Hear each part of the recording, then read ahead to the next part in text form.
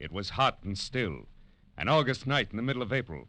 But that didn't matter to the striptease dancer in the golden mask, because murder made her blood run cold the night the heat wave struck. From the pen of Raymond Chandler, outstanding author of crime fiction, comes his most famous character in The Adventures of Philip Marlowe.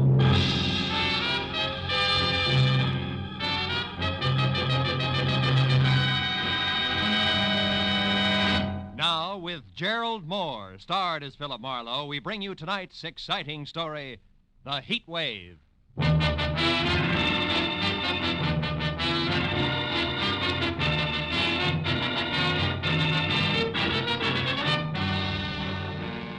Spring was only 3 weeks old, but the sun bore down on Los Angeles with the middle of the summer vengeance. At noon, it was 102 in the shade, and by 3:30, with doors, window, and shirt collar all open as far as they would go, I still sweltered in the kind of heat that wilts both your clothes and your character, as I tried to make sense from the crisp words of a telegram I just received from one Karen Driscoll, Jr., no less, of Nob Hill, San Francisco. It told me to go to the Palace Theater, a burlesque house on Main Street, watch the performance of the featured dancer, get backstage, and take a close look at her face. Then meet the 7 o'clock plane from San Francisco and report what I'd seen to Miss Driscoll, Jr. It was a strange request coming from Nob Hill, but the enclosed $50 money order wasn't kidding, so I perspired my way down to the Palace Theater. There, instead of the usual 30 beautiful girls, 30 sign over the marquee, was a 50-foot gold banner that screamed, "The Heat Wave, who is she?" And the showcase cars that led to the box office were all a circle of question marks that centered a woman wearing a strange gold mask and little else. I bought a ticket and went inside in time for the tail end of the matinee. A baggy pants comedian was just winding up a corny south-of-the-border routine as I sat down.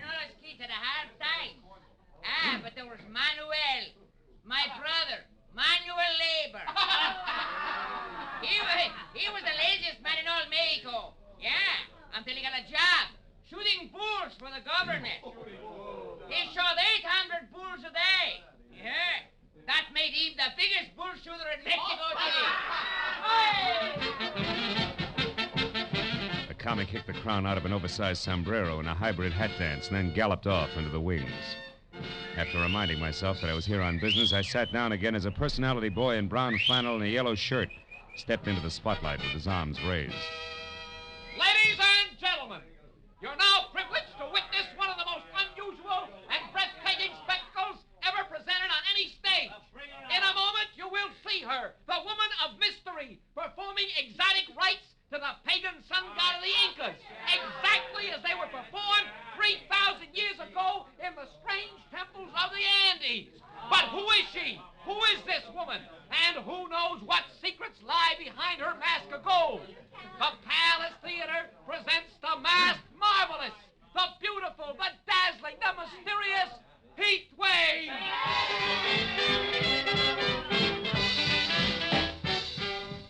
Oh, I had to admit it. This was special. She was the color of alabaster and as supple as a cat, and as she moved across the stage, she got more convolutions out of her two arms than a restless octopus could with 8. Her costume from the neck down was about as sheer as a new spider web, and above that, and covering her face completely, was a gold mask, grotesque and glistening. As the dance headed for a climax designed to knock the cash customers right out of their seats, I reminded myself again that I was here on business.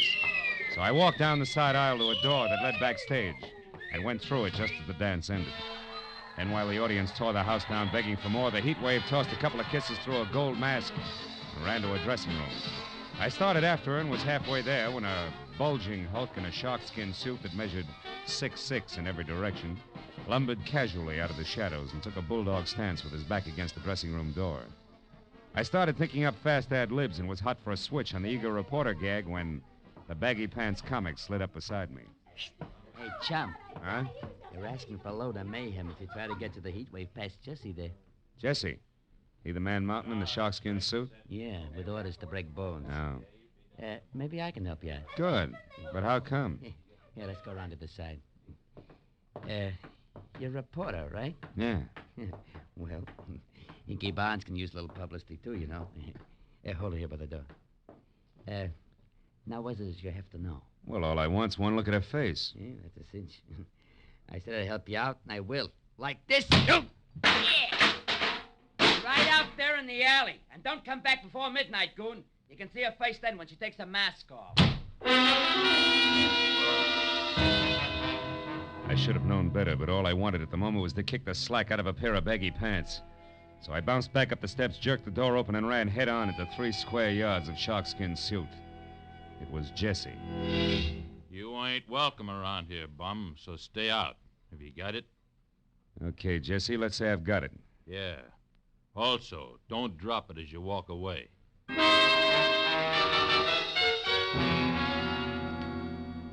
I was glad to remember that I had a client to meet at the airport. So in spite of the fact that the heat wave's face was still a well-kept secret behind a gold mask, I took Jesse's good advice and left.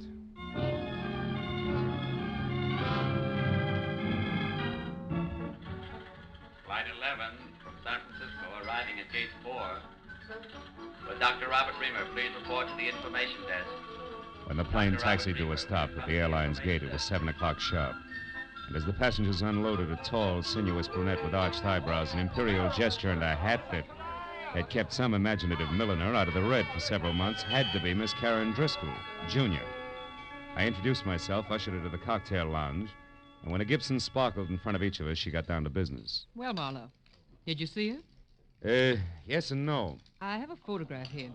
Look, is this the same girl? It's a headshot. It's pretty, but no help, Miss Driscoll. You didn't see her face then? No. Look, Junior, do I refund your money now or start asking questions? Don't be ridiculous. I must know who that girl is, and I'll tell you why. This picture is of my sister, Midge Driscoll. Oh? Think your sister's the heat wave? Yes. Oh, she's doing it to humiliate me, Marlowe. Tomorrow I'm being married to a man whose family is distinguished in diplomatic circles. No? And this burlesque heat wave woman is to be revealed at midnight tonight. If she is my sister, can you imagine what the papers will do with that story tomorrow morning? Yeah, some wedding present. But your own sister, I don't get it. Why? Oh, it's an old hate, Marlowe. Midge lost a love affair, and I won it. Years ago. She's never gotten over it. Oh. And she's done things before. The day I was elected president of the Metropolitan Club, she faked an elopement with my chauffeur. The night of my engagement party, she rode a horse into the Flamingo Room. A brawl started, and she spent the night in jail. Last I see year, what when you mean, but this heat wave's got a lot of talent for burlesque. A lot of experience in her line. In fact, she's a sensation, let's face it. So what makes you think it's Midge, a hunch? Oh, no. I found the name Tracy Lake in her apartment in San Francisco. He's the manager of the Palace Theater here. I learned that from a newspaper story in which Josh Freeman... Josh Freeman? Yes, the big producer. Oh. He's supposed to be bargaining with Lake for his heat wave discovery. Oh, she's done a thorough advance publicity job, all right. What if she turns out to be your sister? What then? That's my business. I know how to make money talk, Marlowe, and I've more than enough for a polite but firm conversation. Your job is merely to find out for sure, between now and midnight, if my sister actually is this heat wave. I'll take care of everything else.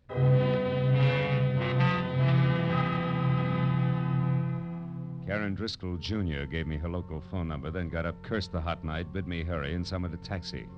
All with a regal wave, one hand.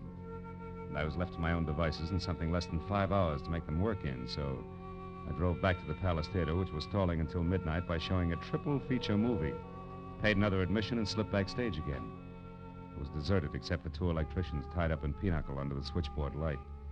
The heat wave's dressing room was locked. Jessie was nowhere in sight, and I was about to leave again when I heard a familiar voice cooing into a dark note that turned out to be a phone booth. It was Hinky Barnes, the baggy pants comic. Beauty to the beautiful, you know. Hey, listen, baby. About that other deal, did you talk to her? She won't. You sure? Yeah. Yeah, well, look, I gotta talk to you. How about dinner? You can't? Well, I know you got things on your mind, but... Yeah, honey, I know you're tired. Well, okay. Don't worry, things are gonna be okay. Yeah, you'll see. Bye-bye, baby. Hey, Hinky. Oh, you again. Yeah, that's right. That brings us up to date, even Steven. Now get this. First, I'm not a reporter. Second, I represent Josh Freeman's office. And third, I haven't got all night. You mean Josh Freeman, the big producer? Know any other Josh Freeman? I want to talk to Tracy Lake about the heat wave, but I want to see her before I talk. Is she here? No. She won't be back until the big midnight show. Where's Tracy, then? He's home. The Toppet House out in Wilshire. About 2 blocks down from Arthur Murray's. Hey, but listen, tell me something. Is Josh going to make a star out of her? With a talent like hers? What do you think, Inky? I left Hinky with his mouth hanging open and the fire of ambition burning like an alcohol lamp in each eye as I drove out to the Toppet House on Wilshire. Leaning on the bell at Tracy Lake's apartment, I got ready to be a hard-hitting, practical-minded producer's right-hand man. Yeah, what is it? Tracy, my name's Marlowe out of Josh Freeman's office. Caught the Heat Waves act this afternoon, willing to wrap her up and take her home right now. But not sight unseen. Who is she? Wait a minute. Huh? You say you're from Josh Freeman, Marlowe? That's right. And I got a blank check right here in my pocket. Authorized to fill it out unless you're completely unreasonable. I see. Well, now, look, Marlowe, this heat wave thing is going over 1,000% better than any of us expected. Yeah, I know. But you see... The price is high already, and the bids have only started to come in.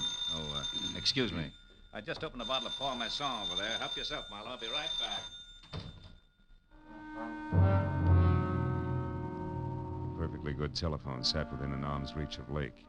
But instead he went down the hall to an extension and closed the door behind him.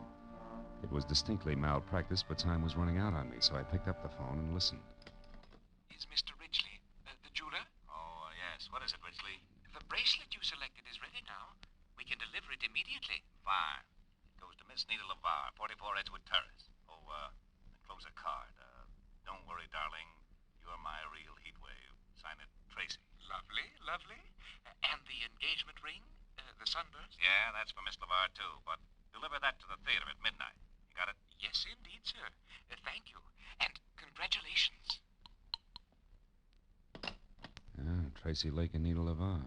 Who might she be? Sorry, Marlowe, a little personal business. Now, you were saying... Yeah. I was saying I could hand you a nice fat check if this mass marvelous is really okay. You're building up to quite a surprise, Tracy. You must have something. Yes.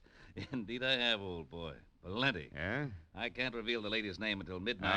All right. Play coy. What's her background? Has she got class? Class? Marlowe, you wouldn't believe it. Not blue book stuff. Society girl in burlesque? Why, anything's possible, Marlowe. Sure. She could even be from Nob Hill, huh? Yeah, like I said. Anything's possible, sure. Okay, Tracy, that's what I wanted to find out. See you after the unveiling, and you got a great night for it. Oh, Marlowe, I suppose Big Ed Peters is in on the deal as usual, along with Josh? Yeah, it's a regular Josh Freeman deal, just as usual. See you later, Tracy.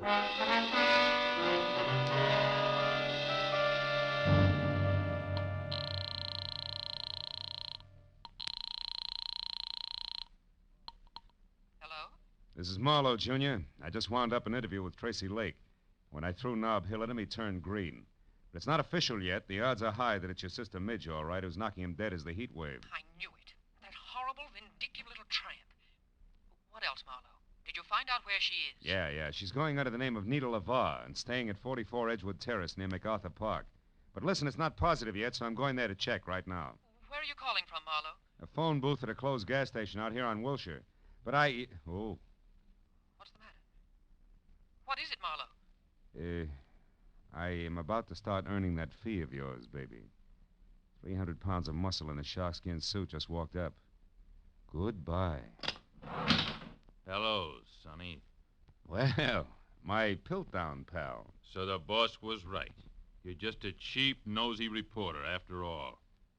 It's cramped in there, ain't it? But you're not getting out, bub. Now, wait a minute, Jesse. It's a hot night. Let's not work up a sweat, huh? Don't you worry about that. Mr. Lake pegged you as a phony nosy, and that's bad. What do you mean, phony? You said Big Ed Peters was in on a deal with Josh Freeman. All right, what about it? Big Ed's been dead for 12 years. And you know what? He's still gonna look better than you are 30 seconds from now. Oh!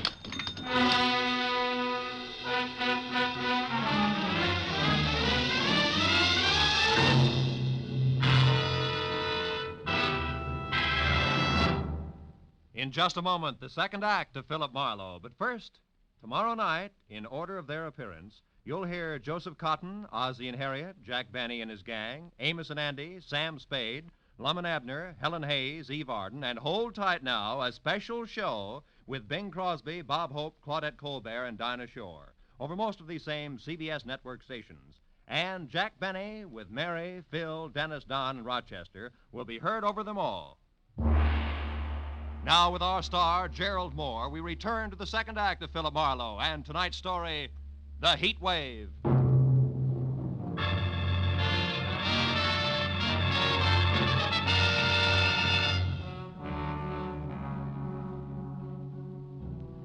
When the little man in big iron boots who were kicking at the lining of my temples finally quit, and I dragged myself back up to the vertical, Gargantua was gone. And I was sure of only two things. Tracy Lake did not know that I was anything other than a nosy reporter, and second and more important, it was time for me to head for Edgewood Terrace and the lady known as Nita LaVar.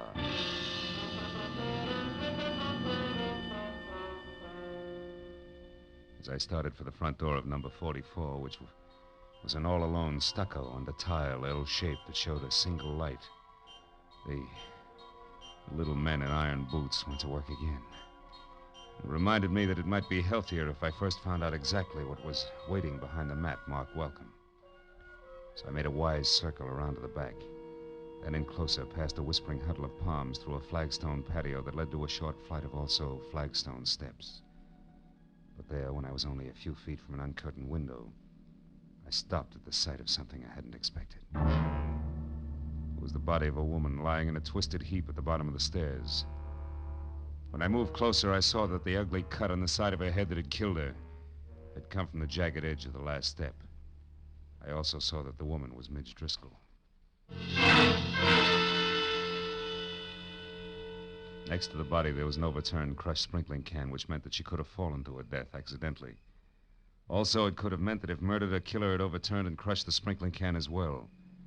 I was somewhere between the two thoughts when I heard a car brake to a stop in front of the house. Then high heels on a cement walk.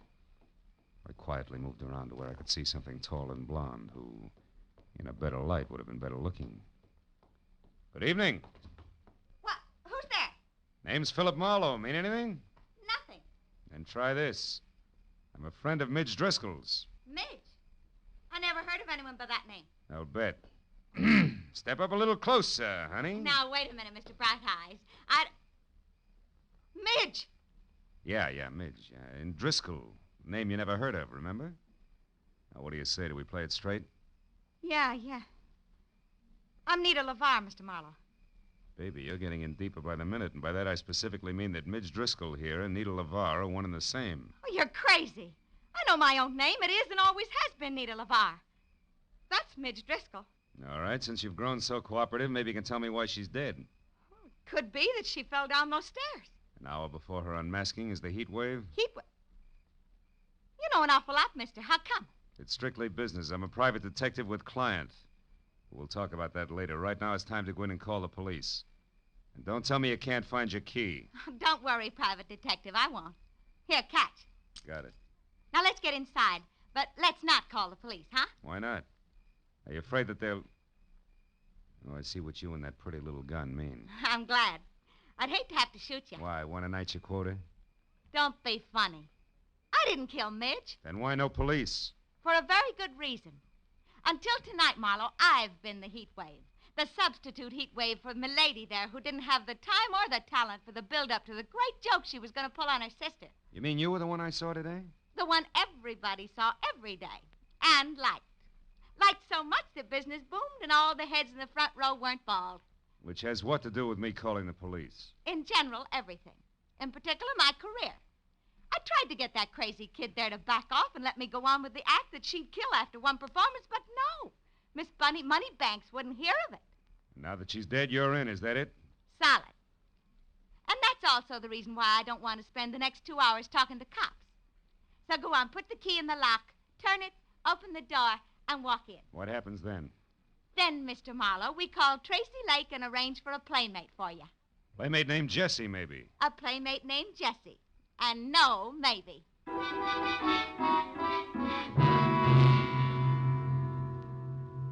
When we got inside, Nita LaVar, who handled the prisoner with the finesse of a Marine Guard detachment, took my gun, threw it across the room, put me into a faraway straight-back chair, and got through to Tracy Lake without once taking her baby blue eyes off me.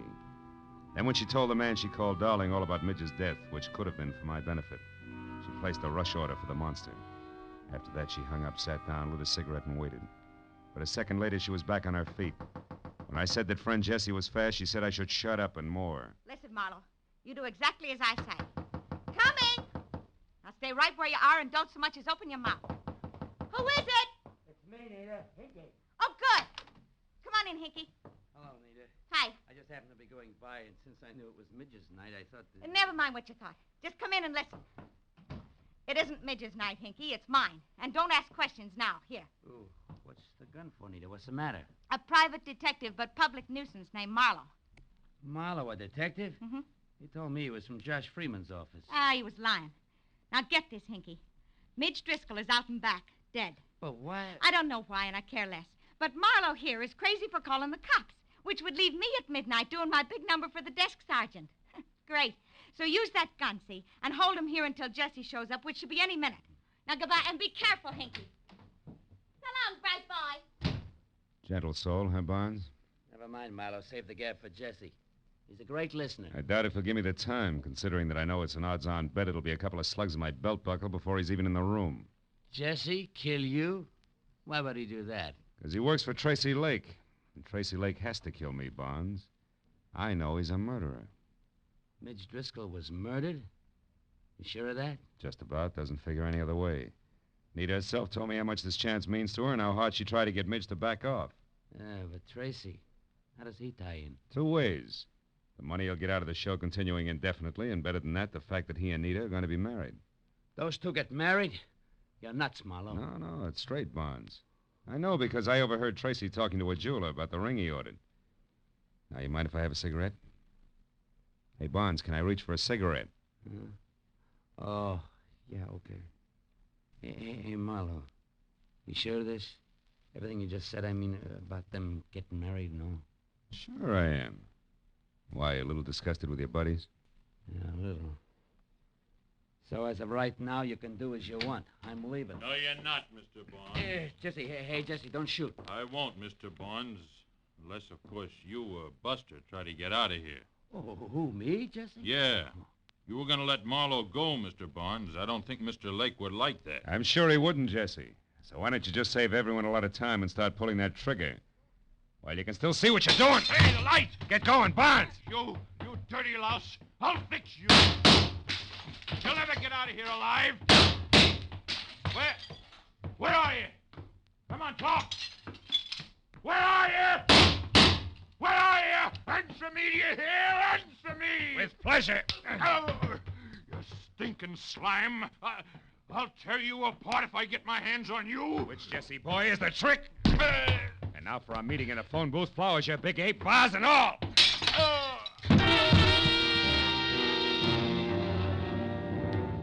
After I got some lights on and found my gun where Nita had tossed it when we first came in, I checked Jesse over once to make sure that he was neither dead nor too alive.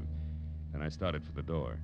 But there, even as my hand closed over the knob, I stopped. A crazy thought from I don't know where wedging its way into my mind. I turned back toward the room and stared at the flower and vase-strewn form of the ape that covered half the carpet. Then slowly the wedge broke through and there was light, lots of it. The kind in which I could see why Midge Driscoll had been murdered. And more important, why I had to get to the Palace Theater and Nita LaVar before murder happened again. I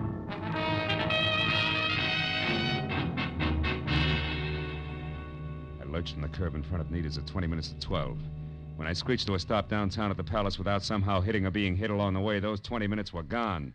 And I was worried because midnight meant that Nita would already be on stage for the unmasking. I raced past the general at the door and then across the lobby and into the theater where I figured I could get down a side aisle to the wings. That was figuring wrong. Because fire laws notwithstanding, the place was strictly SRO and packed tighter than the 7th Game World Series. Between the backs of perspiring necks, I could see that Nita, who was across stage from Tracy Lake himself and in the center of a single spotlight that could have opened a supermarket, was still masked. So while I prayed that Lake, who was winding up his spiel, would think of bigger and better adjectives, I ran back to the lobby and around to a flight of stairs that led to the first balcony, where over on one side and near the railing, I found an old man who was daddy to a trio of baby Spots, and the one giant that was on Nita. I shoved him aside just as Lake finished and the maestro took over. And with one hand, I got a good grip on the .38 in my pocket, and with the other, the handle on the big Spot. Hey, what are you doing? Hoping I'm wrong, Dad. But if not, hoping the gun I expect doesn't come from the wings, but... Hey, there, in that side balcony near the curtain, see it? Yeah, it's a gun, all right. Hey, that's Hinky Barnes. Right. Let's give the funny man a big audience and lots of light. You're on, Barnes! Watch out, he's going to shoot at us. Yeah, and us at him. You got him! You got him! Music! Music! Play something! Play music! Play some music!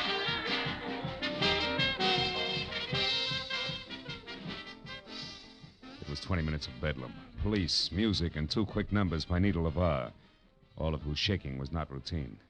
Before the Palace got back to the quiet business of being a burlesque house, and the show went on. It was another hour and 20 minutes before it was all over, and the theater was empty and dark, except for a work light on the stage where Nita, Tracy Lake, and I were sitting in the middle of a papier-mâché Inca civilization. Well, Marlowe, the police say that Hinky's going to live for a while.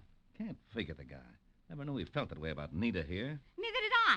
I was always okay to him, and I knew he cared some, but that's as far as it went. With you, Nita, yeah. Though with Hinky, it was something else. Something strong enough to make him kill Midge Driscoll so that Nita would get her big chance, eh, Marlowe? Mm-hmm. But when he found out through me that you two were going to be married, he realized that the murder he had committed was for nothing. And now he was going to make one count. So he turned on you, Nita. How did you find out in time to get to him before he could make a try for Nita? The way the guy sagged when I said you were going to be married told me all I had to know. But it was cinched by the American beauties draped around Jessie. American beauties? Flowers? Yeah. See, I remembered a phone call Hinky made. You, Nita, had been the lady he'd talked to and loved. From there on out, it was a little better than a shot in the dark. 2 shots in the dark, Marlowe. Good ones that are responsible for Nita still being here with us. Thanks, fella. Yeah, Marla, thanks a lot. Don't mention it. After all, I was paid for my work, and besides, that dance you do, Nita, belongs to posterity. Good night.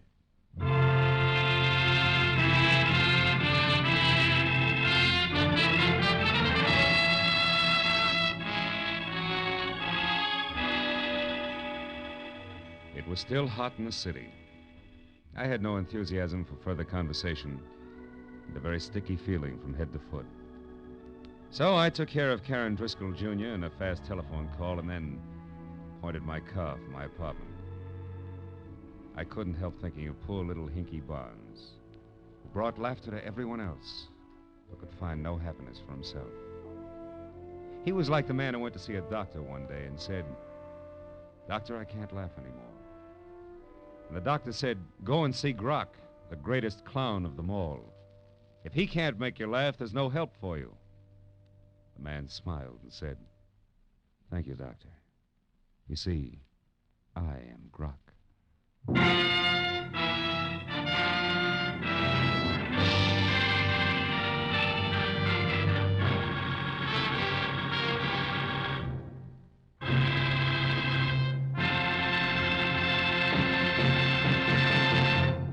The Adventures of Philip Marlowe, created by Raymond Chandler, star Gerald Moore, and are produced and directed by Norman MacDonald. Script is by Mel Donnelly, Robert Mitchell, and Gene Levitt. Featured in the cast were Vivi Janis, Wilms Herbert, Ed Begley, Elsie Holmes, Barney Phillips, and Byron Kane. The special music is by Richard O'Runt. Be sure and be with us again next week when Philip Marlowe says... It started at dawn in a Los Angeles taxi and wound up that night on a cliff in the middle of the Pacific. All because of a Dutchman with $50,000, a corpse in a lily pond, and an Oriental with a chauffeur who wanted a cloak made of nothing but feathers.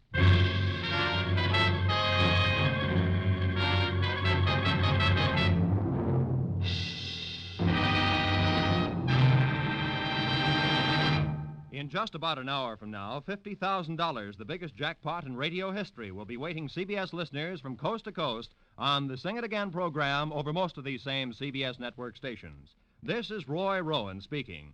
Now, stay tuned for Gangbusters, which follows immediately over most of these stations. This is CBS, the Columbia Broadcasting System.